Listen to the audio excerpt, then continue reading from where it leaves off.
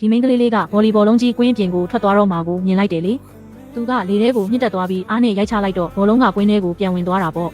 ကြည့်နေတဲ့သူတွေအားလုံးလည်းအံ့ဩလုံးလို့ဘာပြောရမှန်းတောင်မသိတော့ပါဘူးအတွေ့အကြုံရင်းနေတဲ့နီးပြကိုယ်တိုင်တောင်သူ့မျက်လုံးကိုသူမယုံနိုင်အောင်ဖြစ်သွားရပါတယ်ဘာလို့လဲဆိုတော့အဲ့ဒီလိုခုံပြန်လိုက်တာကရှုံးတော့မဲ့ပွဲကိုအကောင်းဆုံးပြန်ဆယ်ပေးလိုက်နိုင်လို့ပါပဲဒီလိုပါရမီရှင်မျိုးကိုတော့နီးပြကဘလို့နီးနဲ့မှလက်လွတ်ခံမှာမဟုတ်ပါဘူးနီးပြကသူ့မစီကိုတန်းသွားပြီးကမ်းလှမ်းချက်တစ်ခုပေးလိုက်ပါတယ်ဟေးမင်းခုနကရိုက်လိုက်တာကိုငါမြင်လိုက်တယ်နော်တကယ်ကိုအထင်ကြီးစရာကောင်းလွန်းပါတယ်တဲ့ဗော်လီဘောကစားဖို့ရောစဉ်းစားဘူးလားလို့သူကမေးလိုက်ပေမဲ့ဒီမိန်းကလေးကတော့ပွဲကြည့်ရတာကိုပဲဝါသနာပါတာပါတကယ်တမ်းကစားဖို့ကြတော့စိတ်ဝင်စားမှုလုံးဝမရှိပါဘူးဒါကြောင့်သူကနီးပြရဲ့ကမ်းလှမ်းချက်ကိုချက်ချင်းပဲညှင်းပယ်လိုက်ပါတယ်သူကနောက်ကိုယ်တော်လှည့်မကြည့်ပဲထွက်သွားခဲ့ပေမဲ့နီးပြကတော့အဲ့လောက်နဲ့လက်လျှော့မဲ့သူမဟုတ်ပါဘူးသူမကိုသူ့အတင်းနဲ့ရအောင်ခေါ်မယ်လို့ကိုဆုံးဖြတ်ထားတာပါအဲ့ဒီနေ့လယ်မှာပဲအတင်းကောင်းဆောင်ကသူမနောက်ကိုလိုက်လာပြီးတစ်နှစ်ကိုလစာ3000လောက်ပေးမဲ့စာချုပ်နဲ့အတင်းထဲဝင်ဖို့လာပြောပါတယ်အာကျမမလုပ်ချင်ပါဘူးဗော်လီဘောကစားဖို့ဆိုတာတခါမှတော့မတွေးဘူးလားလို့သူမကပြောလိုက်တာပေါ့တကယ်ဝါသနာပါတဲ့သူကိုပဲသွားရှာလိုက်ပါကျမစီမှာအချိန်လာမဖြုံးပါနဲ့တော့လို့လဲဆိုလိုက်ပါသေးတယ်ဒါပေမဲ့အတင်းကောင်းဆောင်ကတော့သူမမှာမွေးရပါပါရမီရှိမှန်းသိနေတာပါသူမသားအတင်းနဲ့ရောက်လာရင်သူတို့အတင်းကိုဘယ်သူမှတားနိုင်မှာမဟုတ်တော့ပါဘူးဒါကြောင့်သူမကိုလက်လို့မခံနိုင်တဲ့အတင်းကောင်းဆောင်ကတယောက်ချင်းပြန်ကြမလားဆိုပြီးနောက်ဆုံးနီးလန်းနဲ့စိန်ခေါ်လိုက်ပါတယ်မင်းနိုင်ရင်ငါနောက်တစ်ခါထပ်မလာတော့ဘူးဘလို့လဲလို့သူကမေးလိုက်တော့သူမကလည်းသူ့ကိုပါဇက်ပိတ်သွားအောင်လို့ချက်ချင်းပဲသဘောတူလိုက်ပါတယ်အတင်းကောင်းဆောင်ကတော့ယုံကြည်ချက်ပြည့်နဲ့စီကံတွေကိုရှင်းပြတာပေါ့ဟိုကဘတ်စကတ်ဘောပုတ်ပြားကိုမြင်လားဘသူကပုံမြင့်တဲ့နေရာမှာစတစ်ကာသွားကတ်နိုင်မလဲဆိုတာကြည့်ရအောင်တချီသေးပဲနော်နိုင်တဲ့သူကအကုန်ရမယ်လို့သူကပြောလိုက်တော့သူမကလည်းကောင်းပြီလေမြန်မြန်လုပ်ပြီးအမြန်အဆုံးတက်ကြတာပေါ့လို့ပြန်ပြောလိုက်ပါတယ်ငါရင်စလိုက်မယ်လို့ပြောပြီးအတင်းကောင်းဆောင်ကစတင်လိုက်ပါတယ်သူကအမြင့်ခုန်ဖို့အတွက်10နှစ်ကျော်တောင်လေ့ကျင့်ထားတာမို့တခါမှလည်းမရှုံးဘူးပါဘူးသူကသူ့ရဲ့အကောင်းဆုံးနည်းစနစ်ကိုသုံးပြီး3မီတာလောက်အထိလေထဲကိုခုန်တက်သွားပါတယ်ပြီးတော့သူ့ရဲ့စတစ်ကာလေးကိုပုတ်ပြားရဲ့အလဲတဲထဲမှာတွားကတ်လိုက်တာပေါ့အဲ့ဒီရလက်ကိုကြည့်ပြီးသူကတော့ကိုသဘောကျနေတာပါသူမအနေနဲ့ဓာတ်ထက်ပိုမြင့်အောင်ခုန်နိုင်မှာမဟုတ်ဘူးလို့လည်းထင်နေတာပေါ့မင်းလက်ရောက်ပြီလို့သူကပြောလိုက်တော့သူမကလည်းအေးပါလို့ပဲတိုးတုတ်ပြန်ပြောပါတယ်အရှိန်ယူပြီးမခုန်ဘူးလားလို့သူကမေးတဲ့အခါမှာတော့သူမကအဲ့ဒါကအလုပ်ရှုပ်ပါတယ်လို့ပဲဆိုလိုက်ပါတယ်ဒီလူတွေလာနှောက်ယှက်နေတာကိုသူမကစိတ်ပြက်နေပြီမို့လို့အစွမ်းကုန်ထုတ်သုံးဖို့ဆုံးဖြတ်လိုက်ပါတယ်သူမရဲ့ကိုယ်ပိုင်ဟန်နဲ့ခုန်တက်လိုက်တာကိုမြင်လိုက်ရတော့အတင်းကောင်းဆောင်ကများပါဇက်ဟောင်းသားဖြစ်သွားရတာပေါ့သူမြင်လိုက်ရတဲ့မြင်ကွင်းကိုတော့သူကိုယ်တိုင်မယုံနိုင်အောင်ပါပဲဘသူနိုင်လဲဆိုတာတော့ရှင်းနေတာပဲနော်ပြောထားတဲ့အတိုင်းလုပ်တော့ကျမသွားပြီလို့ပြောပြီးသူမထွက်သွားပါတယ်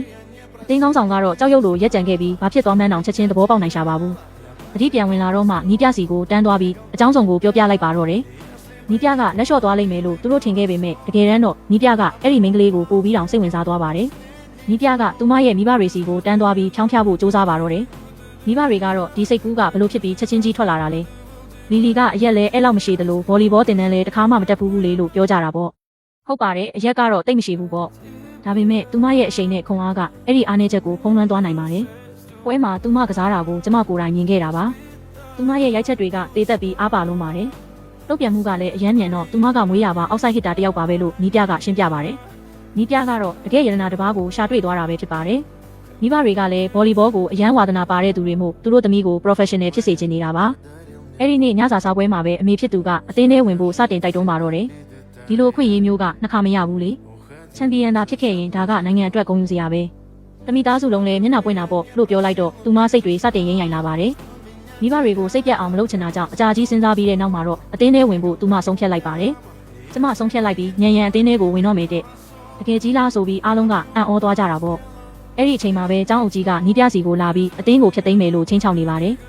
ညံရံအတင်းကနှစ်တိုင်းနောက်ဆုံးကပဲပြက်နေလို့ပါဒါကကျောင်းအတွက်အရှက်ရစရာဖြစ်နေလို့ကျောင်းအုပ်ကြီးကတီးမခံနိုင်တော့တာပေါ့မဖြစ်ဘူးကျောင်းအုပ်ကြီးဒီအတင်းကိုမဖျက်ပါနဲ့အရင်လူတွေဒီအတင်းအတွက်ဘယ်လောက်တောင်စူးစမ်းခဲ့ရလဲဆိုတာသိရလားကျမရဲ့နီးပြတက်တန်းတစ်ခုလုံးကိုရင်းပြီးပြောပြရစီလို့နီးပြကဆိုပါတယ်ဒီနှစ်ပြည်နယ်အဆင့်ပွဲစဉ်အထိမရောက်ခဲ့ရင်ကျမဘာသာကျမနှုတ်ထွက်ပါမယ်လို့နီးပြကသတိပေးလိုက်တော့ကျောင်းအုပ်ကြီးကနောက်ဆုံးခွင့်ရေးတစ်ခုပေးလိုက်ပါတယ်နောက်နေ့မနက်မှာပဲသူမကနီးပြစီကိုရောက်လာပြီးအတင်းထဲဝင်မဲ့အကြောင်းပြောလိုက်ပါတော့တယ်နီးပြကသူမမှာထူးခြားတဲ့အစွမ်းရှိတာကိုမြင်တာနဲ့အရန်အောက်ဆိုင်ဟစ်တာနေရာကိုချက်ချင်းပေးလိုက်ပါတယ်ဒါပေမဲ့ဒီလောက်ရက်ကစီနီယာကစားသမားတယောက်ကိုတော့စိတ်နှောက်ယှက်ဖြစ်စေခဲ့တာပေါ့တရက်မှတောင်လေ့ကျင့်ဖူးတာမဟုတ်ဘဲနဲ့ဒီလိုရေးကြီးတဲ့နေရာကိုချက်ချင်းရသွားတာကတော့တကယ်ကိုအတိတ်ပဲမရှိတာပဲလို့သူကတွေးနေပါတယ်အဲ့ဒီအချိန်မှာပဲသူမလေ့ကျင့်ရင်ရိုက်လိုက်တဲ့ဘောလုံးကအဲ့ဒီစီနီယာကိုသွားမှန်ပါလေရောသူမလည်းလန့်သွားပြီးအဆင်ပြေရဲ့လားဟင်လို့တောင်းပန်ဖို့ပြေးသွားပါတယ်မင်းကစားတက်ရဲ့လားလို့စီနီယာကဒေါသတကြီးမေးပါတယ်တောင်းပန်ပါတယ်ကြည့်ပေးပါရစေဦးလို့သူမကပြောပေမဲ့စီနီယာကတော့ငါ့ကိုမထိနဲ့ဆိုပြီးအော်ထုတ်လိုက်ပါတယ်စီနီယာကတော့စိတ်ထဲမှာတော်တော်လေးကိုပောက်ပွဲနေတာပါသူကဘာမှမပြောဘဲထွက်သွားပေမဲ့ဒီကိစ္စကိုတော့တေးထားလိုက်ပါတယ် ပြီးတော့ကျောင်းအုပ်ကြီးရဲ့ KOC ကိုတွားပြီးသူမကဘာမှအသုံးမကျတဲ့သူအလကားလာစားနေတဲ့သူပါလို့ကုန်းချောပါတော့တယ်ဒီလိုအမိုက်မျိုးကအတင်းအတွက်ဝင်ထုတ်ဝင်ပိုးပဲလို့လည်းပြောလိုက်ပါသေးတယ်